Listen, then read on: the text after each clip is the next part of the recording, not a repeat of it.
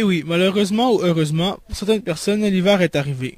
Certaines personnes préfèrent rester au chaud à la maison et il y en a d'autres plus courageux qui vont faire de la motoneige. Si vous voulez commencer ce sport motorisé mais que vous avez plusieurs questions à ce sujet, moi et Alexandre Lalondre, un motoneigiste d'expérience, on va vous éclaircir sur ce sport d'hiver. Tout d'abord, vous devez sûrement vous demander à quoi ça me sert la motoneige. Eh bien, il y a plusieurs raisons telles que... Pour travailler, par exemple, les sauveteurs qui sont dans les pentes de ski pour aller secourir les gens. Dans les montagnes, ceux qui tirent des traîneaux en neige, en skidoo, il y en a qui s'en servent pas mal pour le plaisir, puis dans le fond pour leur loisir. Puis il y en a d'autres que pour le déplacement, le skidoo est pas mal plus pratique qu'un autre motorisé. Comme rien n'est gratuit dans la vie, qu'on ne peut pas pratiquer la motoneige qu'avec le change au fond de notre poche, il vous faut un budget dans les milliers de dollars et il y a plusieurs dépenses dans le fond à penser, mettons comme l'habit, pour des choses primordiales, le casque. Le reste qui en suit, c'est les vêtements chauds. Faut être bien habillé sur une motoneige. Le transport dans le fond de ta motoneige, parce que où est-ce que tu habites, le sentier est pas nécessairement à côté de chez vous, donc tu es obligé de transporter ta motoneige jusqu'au sentier. Fait qu'il faut que tu aies un moyen de transport pour l'emporter, puis donc ça te coûte du gaz en surplus de ta motoneige. La passe de saison qui coûte 320$, ce qui est pas donné. Là-dessus, si t'as pas tes assurances de ta motoneige que tu peux aller sur les sentiers, faut que tu la payes sur tes sentiers. Question d'entretien, à chaque année, il faut quand même que tu entretiennes ta motoneige pour pas que tu aies de bris puis pour que tu sois en confiance avec. Puis les réparations, si jamais il y a un bris quelconque, ben ça coûte de l'argent.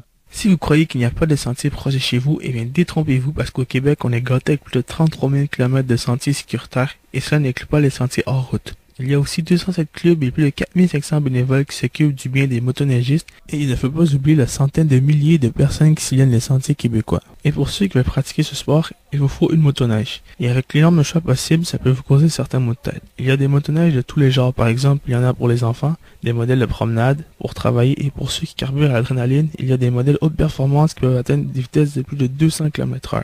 Et en parlant d'adrénaline, eh bien... Ceux qui aiment les sensations fortes peuvent faire soit de l'accélération, de la course sur des pistes de course comme du snowcross, ou sinon de la course de côte, qu'il s'agit de monter des montagnes, ou de la course sur glace. Finalement, si vous voulez vous amuser cet hiver, découvrir le Québec d'une autre façon qu'en voiture ou en ski, et acquérir un nouveau sens du mot liberté, eh bien la motoneige est faite pour vous. Soyez prudents sur les sentiers et à la prochaine.